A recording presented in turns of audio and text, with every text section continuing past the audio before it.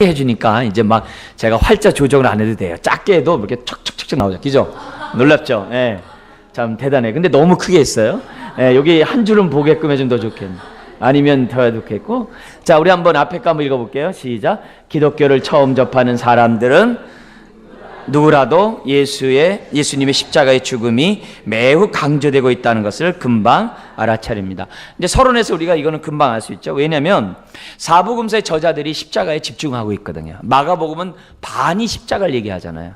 그래서 교회 온 사람들을 보면, 처음 오신 분들을 보면은 뭐 이렇게 십자가 얘기를 이렇게 많이 하고, 심지어 어떤 사람은 예수님의 피 얘기 자꾸 얘기하면은 그게 막 부담스러운 사람들이 있다고 할 정도로 교회에서는 십자가 얘기를 많이 해요. 근데 언젠가 모르게 여러분 한번 가만히 보세요. 한국교회 보면은 보혈 찬송이 잘 이렇게 사라진 것 같아요. 많이 안 나타나요. 언젠지 모르겠는데 그거는 이 세속화와 많이 연관되어 있다라 해도 과언이 아니에요.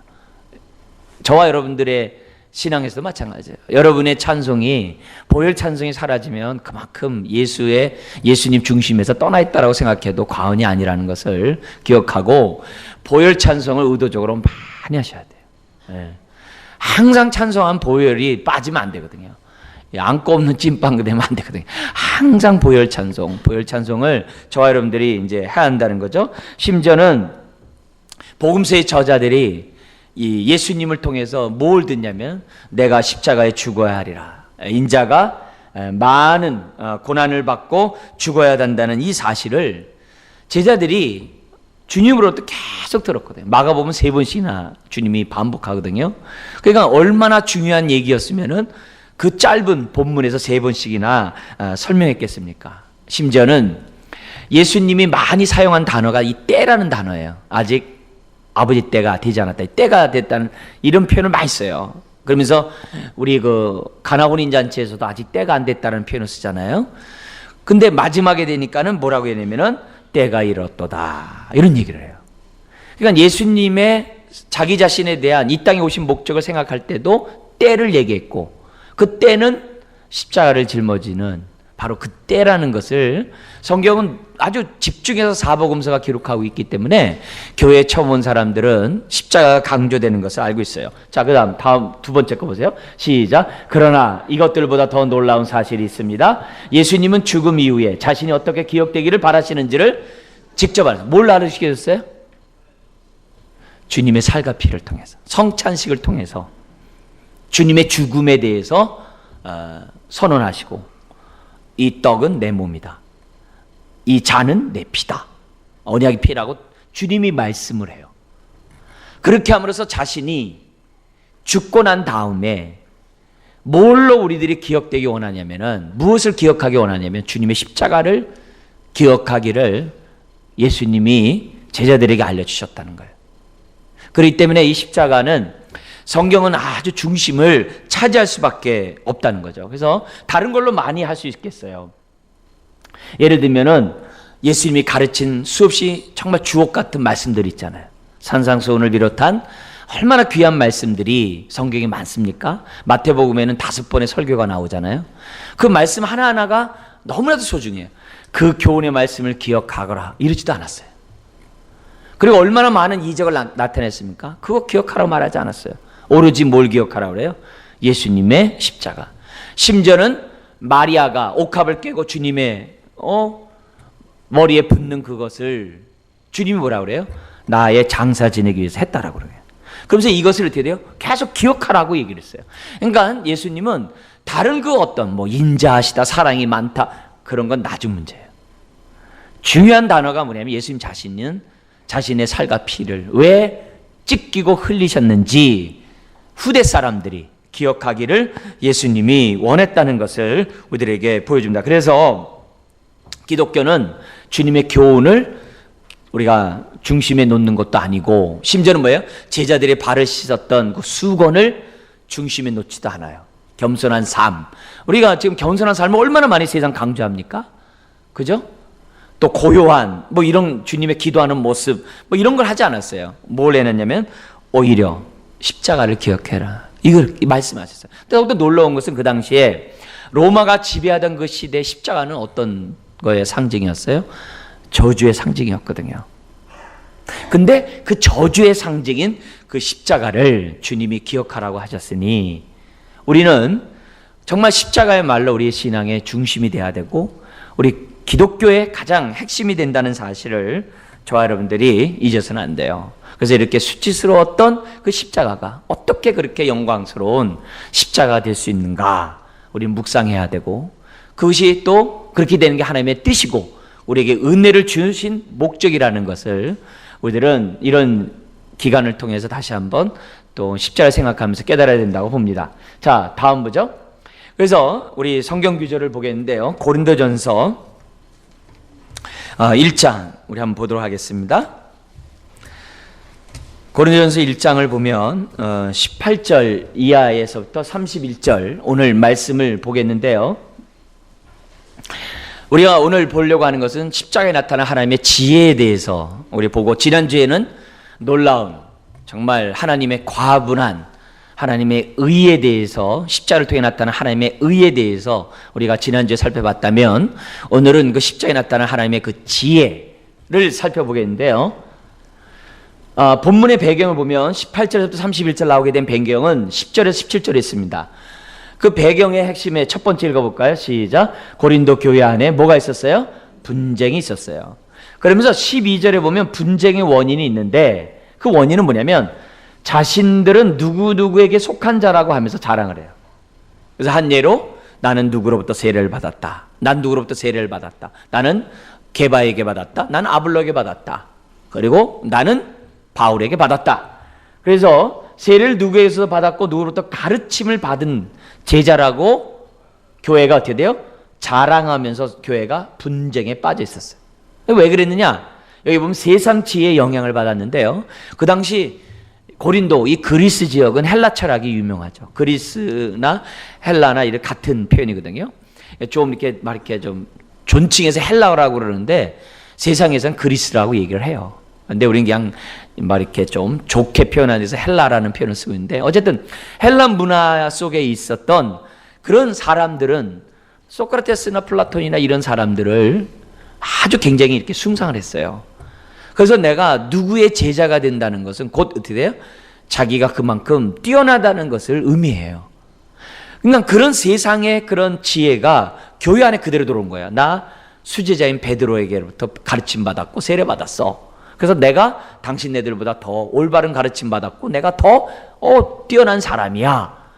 세상에서 하던 방식을 그대로 교회 안에서 지금 뭐예요? 분쟁하고 있었다는 거예요. 그러니까 이런 것들은 다 뭐냐면 세상의 지혜의 영향을 받았다는 거죠. 3번 17절 우리 같이 한번 읽겠습니다. 이런 세상의 지혜는 기독교에 심각한 해로움을 줬고 심지어 십자가를 어떻게 할 정도로요? 헛되게 할 정도로 강력한 힘이었다는 거죠. 그러면 이 말을 뒤집으면 무슨 말이냐면, 오늘도 신앙생활을 한다고 하면서 저와 여러분들이 세상에서의 박 박사가 교회 안에서 박 박사라고 생각하면 어떻게 돼요? 그게 큰 문제라는 거예요. 큰 문제라는 거예요. 아무리 세상의 박 박사라 할지라도 십자가의 은혜와 사랑을 깨닫는 게 아니에요. 깨닫는 게 아니에요. 이 지혜는 위로부터 와야 돼. 세상으로부터 오는 지혜는 다툼과 분쟁이 있다고 또 야고보서 3장에도 얘기하죠. 그래서 고린도 교회가 분쟁 가운데 있었던 거거든요. 근데 하나님이 주신 지혜는 화평이라 했거든요. 야고보서 3장 그랬잖아요. 화평이라 했단 말이에요. 그래서 그런 의미에서 지금 뭐냐면은 이 세상의 지혜로 교회 안에 와가지고서 내가 으뜸되고 내가 더 은혜 많이 받았네, 더 많은 진리 가운데 있다라고 얘기하면 그게 뭐까지 한대? 십자가조차도 헛되게 한다는 거죠. 여러분, 세상에 박 박사가 십자가를 자랑합니까? 아니죠. 은혜를 받은 사람만이 자랑하게 돼 있죠. 그래서 교회는 세상에 어떤 그런 많은 그런 것들을 교회에 와서 이렇게 자랑하는 게 아니에요. 교회는 오직 예수만을 자랑해야 돼요. 십자가만을 자랑하는 것이 나도 사는 거고 교회도 사는 거예요. 그런 의미에서 근데 고린도 교회는 안타깝게도 하나님의 은혜를 받았음에도 불구하고 값싼 은혜로 전락시켜버려요. 오히려 그 안에서 막 자랑을 해요. 왜요? 세상의 지혜에 따라 행동했기 때문이라는 거죠. 다음 보죠. 그래서 두 번째 읽겠습니다. 바울은 십자가에 나타난 하나님의 지혜로 세상 지혜의 헛됨을 지금 말하고 있어요. 그게 이제 고린도 전서를 쓰게 된 배경이에요. 그래서 뭐라고 그러냐면은 1번 읽겠습니다. 구원을 얻는 데 있어서 세상의 지혜가 무슨 소용이 있는가? 더구나 십자가의 은혜로 구원을 받았다면 십자가만을 자랑해야 하지 않겠는가? 하면서 쓴 것이 이제 고린도 전서예요.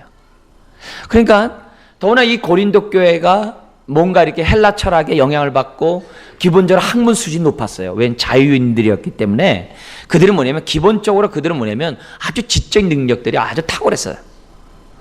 그런 사람들이에요. 근데 그런 사람들이라 할지라도 그런 지혜로 너희들이 구원을 받았냐 이게 그게 아니지 않냐 이게. 하나님의 은혜로 너희들이 구원받은 자가 아니냐 이게. 심지어 그들은 알지 못하는 신을 만들어 놓고 섬겼어요. 혹시라도 자기네들의 지혜가 부족해서 알지 못하는 신이 있는데 그 신이 혹시나 노발대발하면 자기네들이 화를 입을까가 한쪽 귀퉁이에다 또 뭐라 그래요?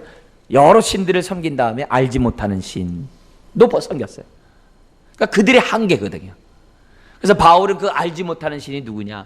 바로 하나님이다. 그렇게 하면서 복음을 바울이 전하지 않았습니까? 그래서 그런 의미에서 바울은 고린도 전서를 통해서 우리에게 얘기하는 거예요. 너희가 구원을 얻는 것이 세상 지혜냐? 아니지 않냐 이게요. 여러분 세상 박사학위 딴다고 구원 받습니까? 그건 아니잖아요. 그 얘기를 하는 거예요. 그러면서 바울은 뭐냐면 너희들이 하나님의 지혜로 구원을 받았는데 그 하나님의 지혜가 어떻게 나타났는지 세 가지로 얘기를 해요. 특별히 삼위일체의 입장에서 논하고 있어요. 자, 1절에서 18절에서 25절 우리 한번 성경 우리 한번 이 시간 읽도록 하겠습니다. 이게 어떻게 나타난 지혜냐면 하나님 십자가의 도에 나타난 하나님의 지혜를 설명을 해요. 한번 우리 교도하도록 하겠습니다. 18절입니다. 십자가의 도가 멸망하는 자들에게는 미련한 것이요 구원을 받는 우리에게는 하나님의 능력이라. 기록된 바 내가 지혜 있는 자들의 지혜를 멸하고 총명한 자들의 총명을 폐하리라 하였으니 지혜 있는 자가 어디 있느냐 선비가 어디 있느냐 이 세대의 변론가가 어디 있느냐 하나님께서 이 세상의 지혜를 미련하게 하신 것이 아니냐. 하나님의 지혜에 있어서는 이 세상이 자기 지혜로 하나님을 알지 못하므로 하나님께서 전도에 미련한 것으로 믿는 자들을 구원하시기를 기뻐하셨도다. 세상의 지혜로 하나님 못한대요. 박박사가 돼도 못하는데요. 소크라테스, 아리스토텔레스 모른다는 거예요. 22절 유대인은 표적을 구하고 헬라인은 지혜를 찾으나 우리는 십자가에 못 박히신 그리스도를 전하니 유대인에게는 거리끼는 것이요 이방인에게는 미련한 것이. 왜냐하면 유대인들은 십자가가 하나님의 저주받은 것으로만 알고 있거든요. 그러니까 거리끼거든요. 또 이방인이 볼 때는 미련하죠. 좀 철학적으로 구원받는다고 해야 되는데 왜냐하면 그 당시에 철학자가 모든 통치를 해야 되고 철학자가 다 뭐예요? 그 당시 지식이 사람들로 하면 해탈, 지식이 구원을 준다라고 생각했거든요. 그리고 육은 감옥이라 생각했어요. 영혼의 감옥. 그래서 철학을 통해서 육으로부터 벗어날 수 있게 하는 것이 구원이라고 생각을 했던 사회였거든요. 그러니까 이방인이 볼 때 어떻게 돼요? 미련하거든요. 당연히 미련하죠. 자, 24절 오직 부르심을 받은 자들에게는 유대인이나 헬라인이나 그리스도는 하나님의 능력이요 하나님의 지혜니라. 그 다음 하나님의 어리석음이 사람보다 지혜롭고 하나님의 약하심이 사람보다 강하냐. 이렇게 하면서 뭐 얘기하는 거예요? 십자가에 나타난 하나님의 지혜가 딱 설명을 해요. 그 다음 26절에서 31절은 뭐냐면 세상에 미련한 사람들을 택하신 하나님의 지혜가 나타나. 하나님의 지혜가 또 어디 나면 십자가뿐만 아니라 미련한 자를 선택하셔서 그들을 통해서 하나님의 지혜를 나타내시는 하나님의 그 지혜가 26절 31절 나옵니다. 여기서 한번 또 교도하겠습니다. 26절 형제들아 너희를 부르심을 보라. 육체를 따라 지혜로운 자가 많지 아니하며 능한 자가 많지 아니하며 문벌 좋은 자가 많지 아니하도다. 그러나 하나님께서 세상에 미련한 것들을 택하사 지혜 있는 자들을 부끄럽게 하려 하시고 세상에 약한 것들을 택하사 강한 것들을 부끄럽게 하려 하시며 하나님께서 세상에 천한 것들과 멸시받는 것들과 없는 것들을 택하사 있는 것들을 폐하려 하시나니 이는 아무 육체도 하나님 앞에서 자랑하지 못하게 하려 하심이라. 너희는 하나님께로부터 나서 그리스도 예수 안에 있고 예수는 하나님께로부터 나와서 우리에게 지혜와 의로움과 거룩함과 구원함이 되셨으니 기록된 바 자랑하는 자는 주 안에서 자랑하라 함과 같게 하려 함이라. 그러면서 뭐가 나타나는 거예요? 하나님의 지혜가 세상에 미련한 저와 여러분들을 택해서 하나님의 십자가의 도를 전하게 했다는 거죠. 그러면서 하는 얘기가 너희 가운데 문벌이 좋은 자, 능한 자가 누구냐 그래요. 우리끼리는 막 도토리 키자기 해야죠. 예. 그래서 이 말을 듣고 어떻게 돼요? 여기에 이제 끼기 싫어가지고 세상의 밥박사들이 교회 믿는 걸 수치로 안 되잖아요. 사실이잖아요. 그래서 이어령 그 사람이 예수를 믿는 다음에 딸 때문에 예수 믿는 다음에 그렇게 자기 동료로부터 왕따를 당했대잖아요. 예. 그러나 지성에서 영성을 가질 때 그게 온전한 지식이라고 책도 써서 냈잖아요. 그러니까 오늘날의 사람들이 뭐냐면 있는 사람, 문벌 좋은 사람을 전도하기 위해서 어떻게 돼요? 교회가 막 과학적인 막 그런 사고, 막 그런 증명들을 갖다 막 교회가 막 해. 그러다 보니까 뭐가 없어져요? 십자가가 없어져요. 그러니까 십자가 없으니까 뭐가 없어요? 은혜가 없어져요. 사람은 뭐 일는지 모르지만 은혜의 감격이 없는 거죠. 여러분의 중심 속에, 우리의 중심 속에 이런 하나님의 은혜가, 십자가의 그 나타난 하나님의 지혜가 충만하기를 주의 이름으로 축원합니다. 굉장히 중요한 거예요. 그러면서 우리가 이제 다음 주에 보겠습니다만 2장 1절 16절에 성령으로만 알게 하신 하나님의 지혜. 그러니까 지금 하나님의 지혜가 첫 번째는 뭐예요? 십자가에 예수님을 통해 나타나고, 그 다음에 두 번째는 뭐예요? 미련한 사람들 택하신 하나님에게서 나타나고, 그 다음에 또 하나는 성령으로만 그 십자가를 알 수 있도록 하나님이 하셨다는 거예요. 그러니까 결국 삼위일체의 입장에서 하나님은 자신의 지혜를 드러내고 있는 것이 고린도전서 1, 2장이에요. 자, 다음 한번 보죠. 자, 우리가 십자가의 도에 나타난 하나님의 지혜를 보면 이거는 역설적이고 놀라운 일이죠. 왜요? 당시 유대인들은 나무에 달린 자마다 하나님의 저주를 받았다라고 신명기 21장의 말씀을 믿었거든요. 그래서 예수님을 십자가에 못 박아 죽인 거거든요. 원래 성전을 더럽힌 죄는 돌 맞아 죽어야 했어요. 근데 성전을 더럽혔다고 십자가에 못 박혔다? 그건 있을 수가 없는 거예요. 성전을 더럽힌, 회방한, 하나님을 참남하게 모독한 사람은 돌에 맞아 죽어야 되는 거예요. 그게 율법이에요. 근데 그들은 율법으로 예수를 죽이기를 싫어했어요. 왜요? 그렇게 되면 자칭 혹시 선지자로 대우받을까 봐.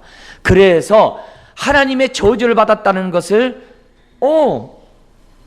나타내므로 예수를 따르는 사람들이 다 떠나가도록 그 잔머리를 굴린 거예요. 근데 하나님의 지혜는 거기에 더 뛰어넘는 거예요. 만약에 그들의 잔머리를 굴리지 않았다면 예수님은 돌 맞아 죽는 것에 끝난 거예요. 근데 예수님이 어떻게 돼요? 나무에 달린 자마다 저주를 받았다는 이 말씀을 조금밖에 몰라서 그 말씀에 따라 예수를 따르는 자들 다 물리치기 위해서 그 당시 정치적으로 죽인 거예요. 그래서 빌라도가 죄 명패에 유대인의 왕이라고 써놓은 거예요. 그러니까 유대인들이 뭐냐면 자칭 유대인의 왕이라 하소서 막 그런 거야. 근데 빌라도가 그래? 안 그러다. 나는 유대인의 왕을 죽였다. 정치적으로 죽인 거예요. 십자가는 정치적인 죄목을 죽이는 거거든요. 그러니까 그들의 무지함을 하나님이 사용하셔서 결국 뭐예요? 십자가에 죽게 하셨으니 그게 하나님의 지혜라 이게. 하나님의 지혜라 이게. 그리고 오히려 그 십자가 때문에 사람들이 일시적으로는 떠날는지 모르지만 오히려 그 십자가 때문에 저와 여러분들이 더욱더 십자가 앞에 나오게 된 줄 믿습니다. 그래서 요한복음에 재미난 표현을 썼어요. 자석 표현을 썼어요. 자석 있죠, 자석. 자석이 이렇게 못을 이렇게 끌어당기면, 하나의 못을 이렇게 끌어당기면 그 밑에 또 못을 계속 끌어당기잖아요. 자석에 힘이 세면서 할수록 못들을 쪼르륵 끌어당기잖아요. 그런 표현을 썼어요.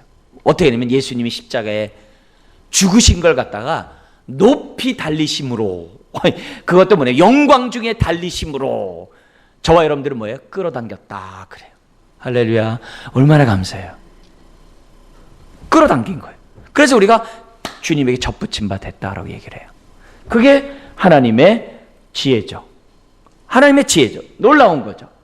자, 그런데 이 두 번째 있는 거 한번 읽어볼까요? 그런데 하나님의 아들 메시아라 하는 예수가 나무에 달렸던 것이다. A번 시작. 그들은 만약 진짜 하나님의 아들 메시아라고 한다면 십자가에서 죽을 수 없다고 생각했다.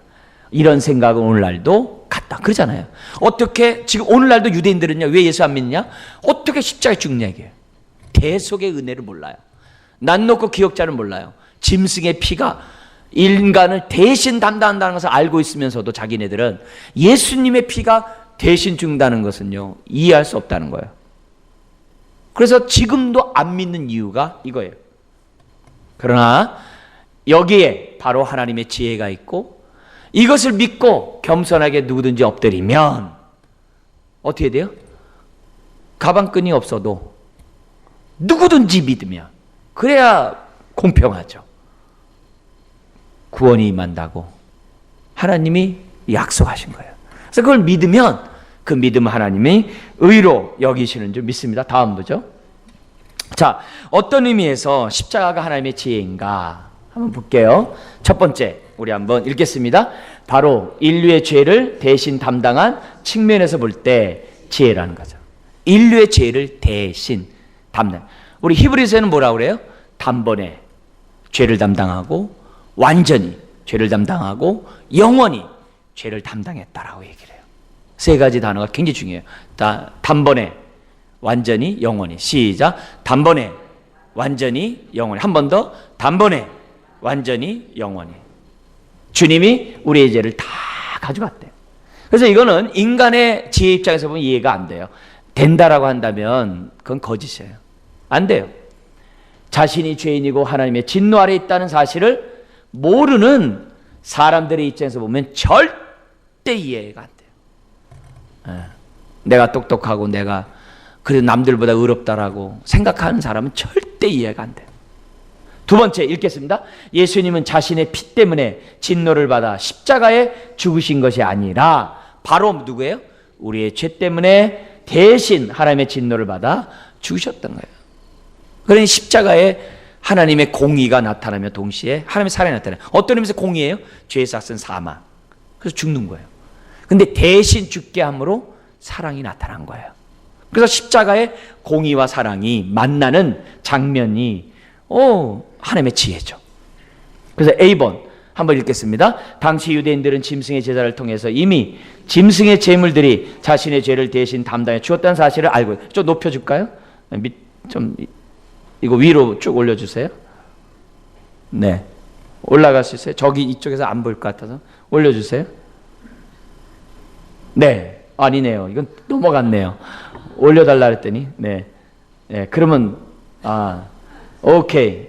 예, B번 우리 한번 보죠. 그러나 그들은 십자가의 대속의 죽음을 받아들일 수가 없었다. 다음도 보죠. 구약부터 대속의 죽음을 보여주었건만 믿을 수 없어요. 오늘날 유대인들이 여전히 믿지 못하는 이런 게 있죠. 그러니까 결국 성경에 보면 이런 말씀이 있어요. 건축자의 버린 돌이 모퉁이 돌이 됐다 그랬어요. 예수님을 보고 한 말이거든요. 그러니까 그들이 자기네 지혜로 생각해 볼 때 예수님이 십자가에 죽는다는 건 말이 안 된다. 그래서 버렸어요. 버림으로 그것이 뭐예요? 거치는 돌이 되었고, 그러나 저와 여러분들에게 뭐에 돼요? 인생의 구원받는 모퉁이 돌, 정말 생명의 돌이 되었다라고 성경은 설명하고 있다. 이런 의미에서 십자가는 하나님의 지혜다, 이렇게 돼 있어요. 다음 보죠. 5번에. 자, 하나님은 세상의 무지와 미련함을 통해 예수님을 십자가에 죽게 하셨다. 유대인과 로마인의 합작품 가운데 죽게 했어요. 만약에 십자가 대속의 죽음이란 사실을 유대인들이 미리 알았다면 예수님이 죽을 수 있어요? 죽지 못해요? 절대 죽게 하지 않죠. 그들이 몰랐기 때문에 예수님을 내준 거죠. 다 감사한 거예요. 만약에 알았다면은 저 헛똑똑이니까 이게 가능한 일이에요. 그 다음에 두 번째, 빌라도 역시 죄인의 명패 유대인 왕이라 썼다. 이것은 빌라도가 이 유대인을 조소하기 위해서 죽었는데, 오히려 뭐예요? 예수님이 유대인의 왕이라는 것을 만천하에 공개한 참 헛똑똑인 거죠. 그래서 결국 십자가를 통해서 그들의 무지와 미련함을 통해 예수님은 십자가에서 죽게 되었고, 근데 거기에 놀라운 반전이 있는 거죠. 이게 하나님의 지혜예요.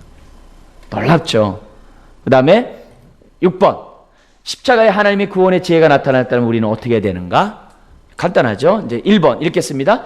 하나님의 방법으로 그 지혜를 받아들여야 한다. 그것은 뭐예요? 믿음으로 받아들이는 거예요. 따지지 말고, 뭐 어쩌저쩌고 하지 말고, 아멘 해가지고. 그렇다고 뭐 따지지 말다고 해서 무조건 그냥 막 그냥 맹시적으로 믿으라 그런 얘기 하는 게 아니죠. 성경에서 우리에게 주신 그 지혜대로 우리가 묵상하고 또 묵상하고 또 묵상해. 그래서 어느 정도 묵상해야 되느냐? 나도 바울이 썼던 로마서서부터 쓴 그 바울 서신을 내가 어떻게 돼요? 아주 그냥 온전히 이해하고 내 것이 될 때까지 십자가를 묵상해야 하는 거죠. 왜냐하면 바울 서신은 다 십자가의 묵상의 결과 나온 거거든요.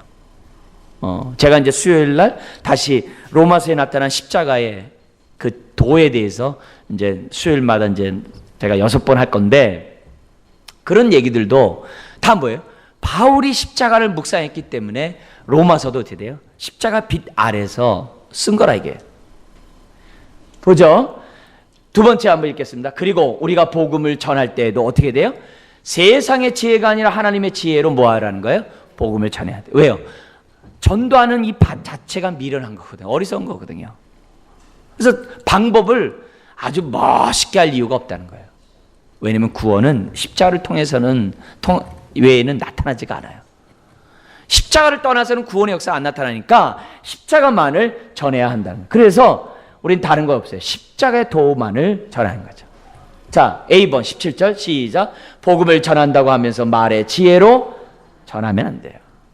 자꾸 잔머리 져가고 안 돼요. 성경이 뭐라고 말하는지 우리가 빛을 비추면 하나님이 그 마음을 열어주는 거예요. 네. 여러분, 은행에도 비밀번호를 두드려야 은행의 계좌에 접근할 수 있는 것처럼 하나님의 은혜에 접근하려면 십자가를 넘어서는 안 돼요. 십자가를 통해서만이 모든 게 열리게 돼 있어요. 23절 B번 시작. 십자가가 거리끼고 미련해 보여도 우리는 뭐예요? 십자가를 전해야 한다는 것을 성경 우리들에게 가르쳐주고 있다는. 다음도 보죠. 그래서 3번. 만약 십자가가 미련해 보인다고 해서 십자가 외에 다른 것을 하면 어떻게 돼요? 그 순간 다른 복음이 되는 거예요. 네. 오늘날 다른 복음을 전하는 사람들이 굉장히 많죠. 예수님 한 분만으로 충분하지 못해요. 그래서 골로새서가 그거 아니에요. 예수님 한 분만으로 충분하다. 근데 그 골로새서의 그 위험은 뭐냐? 인간의 지혜 때문에 온 거거든요. 예수님 한 분만으로 부족하다는 거예요. 뭔가 그럴싸해야 한다는 거예요. 미련한 것에 뭔가 덧붙여야 한다는 거예요. 근데 덧붙이는 순간 다른 복음이 돼요. 네. 다른 복음이 돼요. 예수님 믿고 우리가 구원을 받았는데 그 플러스 선행을 해야 된다. 플러스 깨달아야 된다. 플러스 뭐 해야 된다. 이러면 다른 복음이 되는 거죠. 그래서 A번 읽겠습니다. 십자가가 없는 복음은 복음이 아니다. 다른 말로 하면 십자가 없는 믿음은 믿음이 아니에요. 십자가의 그 은혜와 사랑을 깨달은 사람만이 참된 믿음을 간다는 거죠. 그 다음에 B번 시작. 십자가만을 전할 때 생명의 역사, 복음의 능력을 체험해요. 그래서 오늘 우리가 있잖아요. 여러분들이 구원받은 게 다른 것 때문에 구원받았어요? 십자가의 그 은혜와 사랑을 깨달았기 때문에, 대신 십자가에 죽었다는 사실을 깨달았기 때문에 우리가 구원받았지, 다른 것 때문에 구원받은 사람 없잖아요. 우리 부모가 예수 믿어서 구원받은 사람 있어요? 없죠. 미션 스쿨 나왔다고 구원받은 사람 있어요? 없죠. 교회 열심히 종교생활 했다고 구원받은 사람 있어요? 없죠. 십자가의 죽음이 나를 대신해서 죽은 그 십자가라는 사실을 깨달을 때 구원이 있는 거죠. 다른 데 구원이 없어요. 그러니까 이걸 깨닫게 달라고 우리가 마음을 열고 기도한다면 그 사람은 벌써 은혜 받은 사람이에요. 네 번째 읽겠습니다. 십자가의 도를 전하는 것은 세상 사람들에게 거리끼고 미련해 보인다. 그러나 A번 세상 사람들에게 당신은 죄인이고 하나님의 진노 아래 있으나라고 말하면 좋아하고 좋아할 사람은 한 사람도 없어요. 그러니까 세상 사람이 볼 때 거리끼고 다 미련해요. 그래서 뭔가 의롭게 도덕적으로 산 사람에게 우리가 예수님 믿어야 됩니다. 그러면 나는 예수 믿을 필요가 없어요. 그러거든요. 왜 다른 말 안 해도 왜 나같이 이렇게 사는 사람을 죄인으로 몰아넣냐? 뭐 이렇게 얘기를 해요. 예. 그래서 제일 많이 하는 질문은 뭐죠? 교회 다니면서 나쁜 짓 하는 사람하고 교회 안 다니면서 착한 짓 하는 사람, 착한 일 하는 사람은 누가 구원받아요? 이 질문 꼭 하잖아요. 예? 왜요? 세상 사람들이 볼 때 거리끼고 미련해 보이는 거거든요. B번, 죄를 전한다는 그 자체가 다 뭐예요? 세상에서 꺼릴게요. 그래서요, 현대에 오면서 설교할 때도 뭐예요? 죄 얘기하면 안 돼요. 뭐라 그러냐면은 연약함 이런 말로 이렇게 바꾼든지, 뭔가 어떻게 돼요? 죄라는 단어보다도 좀 이렇게 부족함, 예. 다 뭐 약함 이런 표현으로 달래면서 쓰고 있어요. 아니에요. 내가 죄인임을 십자가에서 깨달은 사람만이 구원이 있어요. 구원이 있어요. 그러니까 깨달을 수 있도록 마음을 열고 하나님 앞에 기도해야죠. 하나님, 그 사랑 알게 해주십시오. 다음 보겠습니다. 24절. 그러나 십자가는 죄인임을 고백하는 곳에서 뭘로 나타나요? 생명의 능력 나타나다. 우리 한번 같이 읽겠습니다. 시작. 오직 부르심을 받은 자들에게는 유대인이나 헬라인이나 그리스도는 하나님의 능력이요 하나님의 지혜입니다. 구원은 인간의 지혜와 유창한 말이 아니라 능력에 있어요. 십자가가 전파하는 곳에 회개가 있고, 이것이 바로 뭐예요? 하나님의 능력이에요. 놀라운 거죠. 놀라운 거죠. 참 놀라운 거죠. 이걸 우리들이 잊어서는 안 되는 거죠. 자, 하나님의 지혜가 또 어디에서 나타나냐면 전도하는 방법에서 뿐만 아니라 사람을 선택하면서도 나타났다는 게 26절에 31절에. 그래서 하나님의 지혜를, 십자를 전하는 뭐예요? 사람을 선택할 때 보면 하나님도 어떻게 돼요? 참 미련한 방법을 써요. 이거 듣고 기분 나빠하면 아직 은혜 덜 받은 분이에요. 자, 26절 27절 한번 읽겠습니다. 시작. 하나님은 세상에 미련하고 약한 자들을 택하사 세상을 부끄럽게 하신다. 그래서 나보고 미련하고 저거다고 이렇게 하고 기분 나쁘면 아직 아닙니다. 그래서 세상의 지혜를 가질수록 십자가는 걸림돌이 되고, 세상의 능력을 가질수록 십자가는 걸림돌이 된다는 것이 현실이에요. 이거는 유대인들에게 예수님이 건축자의 버린 돌이 되는 것과 같아요. 그러나 약한 자들을 택하신 것이 뭐예요? 하나님의 지혜라는 거예요. 감사하죠. 사실 이렇게 얘기한 바울은 어떻게 돼요? 그 당시에 석학이었죠. 가말리엘 문화에서 수재였죠. 바리새인 중에 바리새인이었죠. 아주 뭐 밥박사였죠. 뭐 그 모든 면에 보면, 바울의 입장에서 보면 그는 아주 탁월한 철학가였죠. 사색가였고. 그렇지만 그 사람도 하나님 앞에 지혜 생각하면 티끌만도 못하고, 그 지혜는 하나님의 구원을 얻기는커녕 예수 믿는 사람을 옥에 가두려고 난리 쳤던 그 지식에 불과했다는 거예요. 그죠? 스데반이 죽을 때도 옆에서 서 있던 사람이 사도 바울이었잖아요, 과거에. 자, 여기 보면 27절 시작. 하나님은 약한 자들을 통해 세상을 부끄럽게 하고, 28절 있는 것들을 폐하려 하신다. 즉 심판의 도구로 우리를 쓴대요. 심지어는 요한복음 3장 16절 여러분 아시죠? 하나님이 세상을 이처럼 사랑하사 독생을 주셨다는 거 아시죠? 그 다음 구절 17절 이하에 보면은 저와 여러분들을 통해서 사람이 구원받고 구원받지 못하는 게 구분된대요. 왜요? 우리를 복음 전도의 통로자로 삼으셨기 때문에. 그러니까 나를 만나지 않으면 그 사람이 구원받지 못하는 거예요. 그렇게 하셨다는 거예요. 자, 다음 보죠. 3번 세상의 지혜를 통해 패하는 것을 통해 오직 뭘 보는 거예요? 십자가를 통해서만 구원이 있음을 알려주는 거예요. 그러므로 29절 하나님 앞에는 뭐 할 자랑이 없어요? 아무 육체도 자랑할 수가 없어요. 여기서 또 뭐 내가 또 뭐 도토리 키재가면 안 돼요. 하나님은 교만한 자를 패하세요. 또 받은 자들도 역시 자랑할 것이 없어요. 오직 은혜로만 구원 얻게 하시는 것이 하나님의 지혜예요. 그러니까 자랑할 필요가 없는 거죠. 다음 거죠. 그래서 30절 31절을 보면 오직 우린 누구만을 자랑해야 돼요? 주 안에서 자랑하고 십자가만을 자랑해야죠. 왜냐? 우리가 십자가를 통해 받은 그 은혜가 놀랐기 때문이죠. 우리 한번 그 밑에 성경 구절 읽겠습니다. 시작. 너희는 하나님께로부터 나서 그리스도 예수 안에 있고 예수는 하나님께로부터 나와서 우리에게 지혜와 의로움과 거룩함과 구원함이 되셨으니, 구원함이 이제 구속함이라고도 번역이 돼요. 자, 여기서 보면 뭐라고 되어 있냐면 우리는 하나님께로부터 나서 그리스도 예수 안에 있는 자가 되었다. 이렇게 연합된 자가 되었다.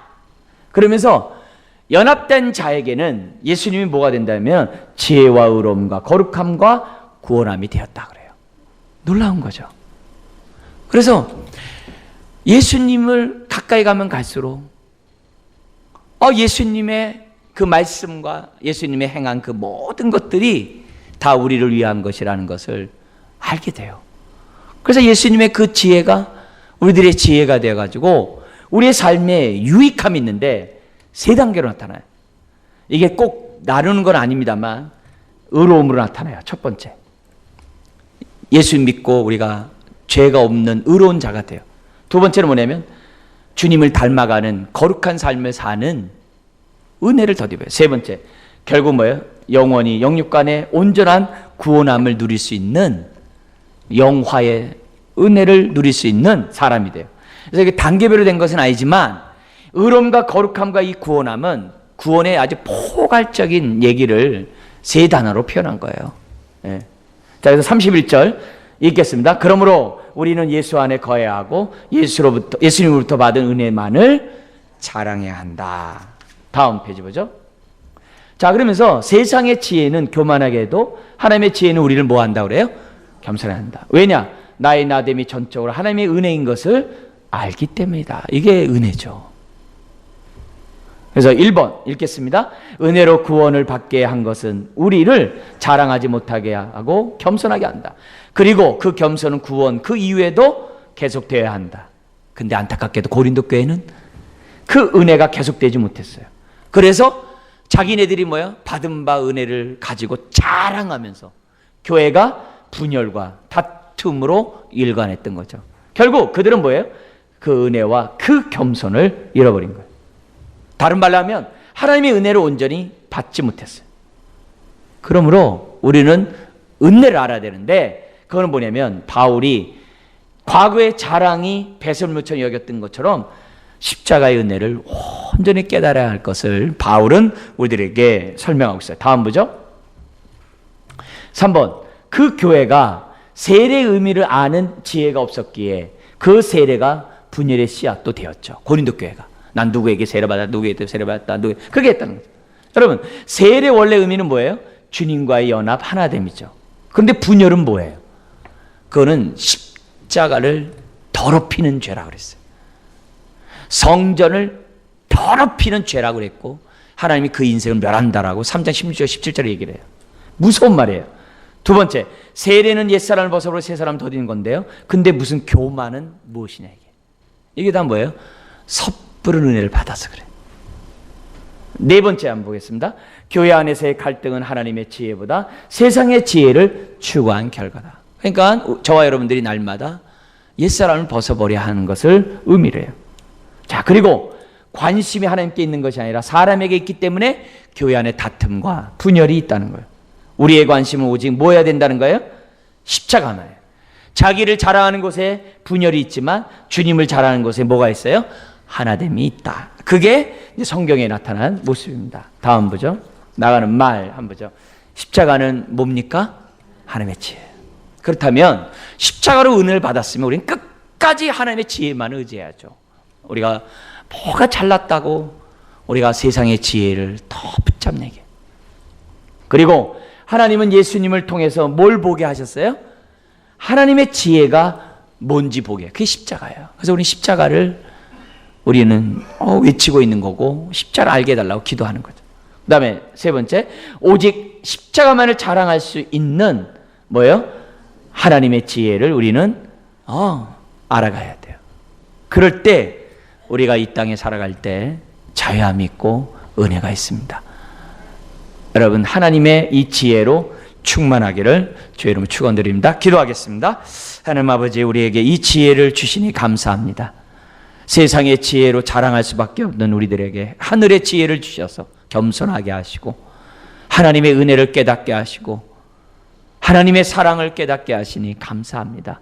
나 같은 자에게 베푸신 그 은혜에 감격하여 회개하게 하시고 울게 하여 주시고 이 십자가를 위해 헌신할 수 있는 마음을 주시니 감사합니다. 더욱더 하나님의 지혜로 충만한 자녀들 되게 하여 주옵소서. 하나님의 방법이 미련한 방법으로 구원하고자 했다면 우리가 아버지 하나님 그 지혜를 온전히 사모하고 나의 것이 되게 하여 주옵소서. 예수님의 이름으로 기도드리옵나이다. 아멘. 우리 1, 2분 동안 하나님